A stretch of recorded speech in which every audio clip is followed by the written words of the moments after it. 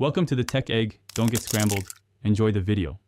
In this video, I will explain how to make cookie dough soft. First, let's talk about your ingredients. For truly soft cookies, always use more brown sugar than white sugar. The molasses in brown sugar adds essential moisture.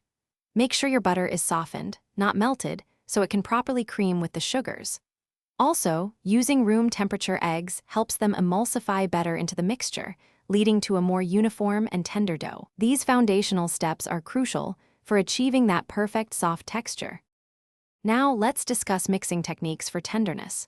Begin by creaming your softened butter and sugars together for a good 2 to 3 minutes.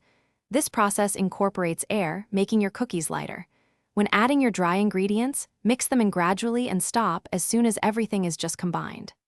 Overmixing is a common pitfall. It develops too much gluten, which can result in a tough, rather than soft, cookie. Gentle mixing is key here. Temperature plays a significant role in achieving soft cookies. After mixing, chill your dough for at least 30 minutes or even up to 24 hours. This chilling period prevents the cookies from spreading too much in the oven, ensuring they stay thicker and softer.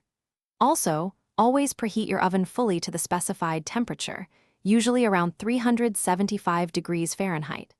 A consistent oven temperature is vital for even baking and a soft interior. Finally, let's cover baking and storage for ultimate softness. Bake your cookies until the edges are set and lightly golden, but the centers still appear slightly underdone. They will continue to cook on the hot baking sheet for a few minutes after removal. For storage, once completely cooled, place your cookies in an airtight container. Adding a slice of plain bread can help keep them wonderfully soft for several days by transferring its moisture. Thanks for watching. Consider subscribing if I helped unscramble your problems.